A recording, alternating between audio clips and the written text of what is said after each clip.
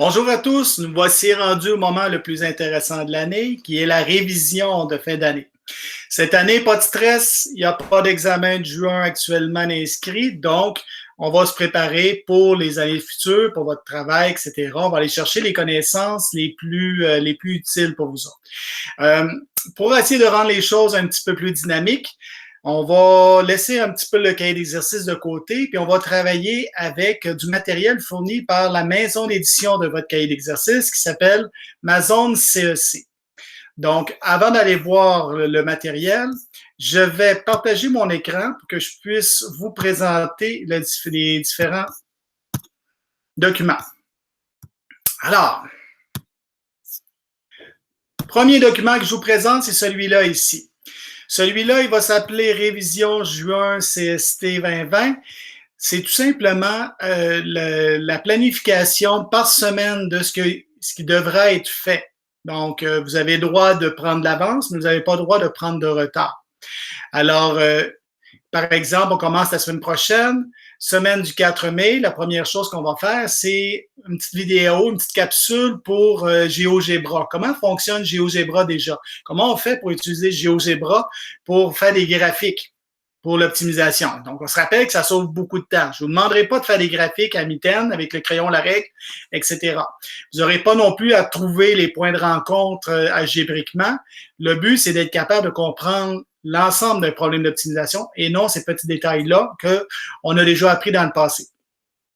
Et puis, chaque semaine est basée sur une base de 2h30 par semaine de mathématiques. C'est le consensus qu'on a eu à l'école.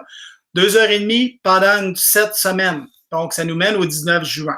Encore une fois, si tu veux prendre de l'avance, j'ai pas de problème avec ça, mais ce qui est important, c'est que tu ne prennes pas de retard. Si tu prends des retards, je vais être obligé d'avertir avec un suivi comme quoi ton devoir est incomplet. Deuxième semaine, on complète le chapitre sur l'optimisation. Troisième semaine, on revient sur la loi des COS, puis les solides et figures équivalentes. Quatrième semaine, on se rappelle un chapitre qui était très important, c'était tout ce qui concernait les graphes. Donc, quatrième, cinquième semaine, on revient sur les graphes. Et on termine sixième, septième semaine avec tout ce qui est logarithme, intérêt, taux d'intérêt, composé simple, contexte monétaire. Donc, c'est vraiment les outils qui sont plus utiles pour vous autres pour la vie de tous les jours. Vous remarquerez que je ne reviendrai pas sur le chapitre qu'on vient de terminer, étant donné que on vient juste de le faire, il est frais à votre mémoire. Bon, comment ça va fonctionner? Alors, vous avez semaine numéro 1, explication sur Classroom, vous allez retrouver la vidéo, mais où on trouve section 1.1, inéquation du premier degré à 2 variables. Au début du confinement, j'avais invité les gens à aller s'inscrire à CEC. Bon, il y en a qui l'ont fait, j'en ai plusieurs ici qui sont inscrits. Les autres, il va falloir que je vous redonne la procédure et que vous alliez vous inscrire avant de commencer. Ensuite, dans cette zone CEC-là, vous avez tous les matériels pour le secondaire 5, pas juste en mathématiques. Nous, ce qui nous intéresse, c'est uniquement point de mire mathématiques. Donc, vous reconnaissez votre cahier d'exercice et c'est l'onglet exercice interactif qui est le plus important. Alors, on va cliquer là-dessus. Une fois que vous êtes inscrit, ce que vous allez obtenir, c'est ça ici. Alors, toutes les activités que je vous avais dit tantôt, section 1.1, équation, ben, vous l'avez ici. Donc, on clique tout simplement dessus. Une fois que c'est cliqué, ce que vous avez, c'est l'activité. L'activité, elle dure, c'est 11 questions dans ce cas-ci. Alors, les 11 questions, vous devez y répondre. Ce qui est intéressant avec CEC, c'est que vous avez toujours la théorie qui apparaît en dessous. Donc, la théorie, elle est ici. Vous avez aussi la partie corrigée, mais si tu cliques sur la partie corrigée, ça te donne la réponse. Par contre, si tu as la réponse, tu es obligé de recommencer la question avec une nouvelle question. Tu peux pas dire, je vais juste copier le corriger, je vais m'en aller comme ça. Ça ne fonctionne pas comme ça. Alors, ça te permet aussi de, quand tu as cliqué, par exemple, je ne sais pas c'est quoi la réponse, je clique sur le premier puis j'écris corriger. Fait que là, je me rends compte que mon erreur, c'était pas le premier, c'était le deuxième. Ou plutôt, c'était le troisième. Tout dépendamment de quel côté on se prend. Alors, c'était pas lui, c'était l'autre. Ben, je peux réessayer pour le réussir. L'important, c'est que tu sois capable de réussir chaque problème. Des fois, c'est des choix de réponse comme ça. Des fois, ça peut être une équation. Ben là, encore une fois, c'est un choix de réponse. C'est bien fait. C'est difficile de se tromper avec des points-virgules comme on avait dans NetMap. En général, c'est beaucoup mieux fait. Pourquoi j'utilise ce matériel-là?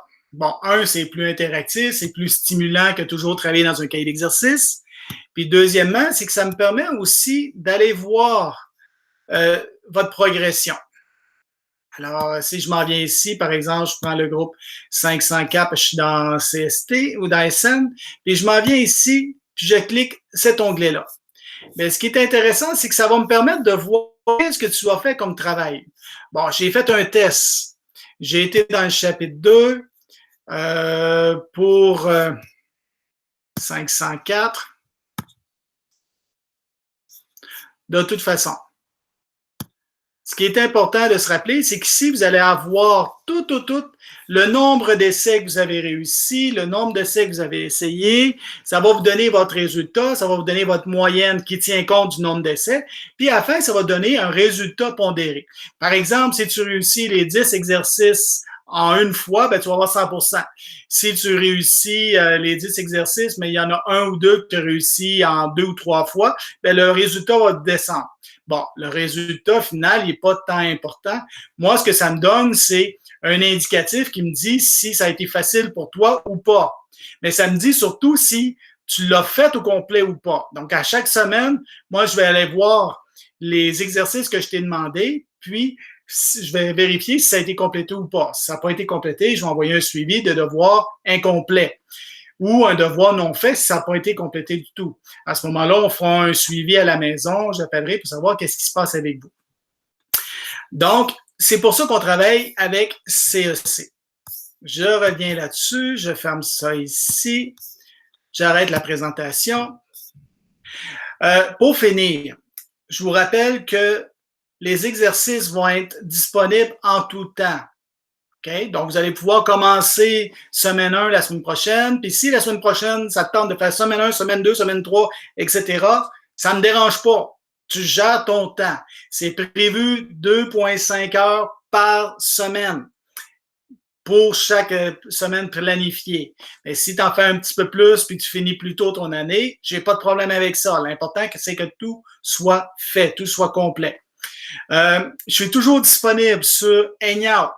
Tu peux faire un appel vidéo avec moi. Tu peux m'écrire un texto aussi. Je suis disponible. À tous les jours à 11 heures, j'ai un Google Meet qui est parti. Fait que si tu veux venir me poser des questions, je suis là. Alors, gêne-toi pas. Ça va me faire plaisir de t'aider. Alors, j'espère que tu vas passer une bonne fin d'année. J'espère qu'on va se revoir bientôt dans d'autres occasions. Et puis, je te souhaite une bonne révision de fin d'année. Bye bye.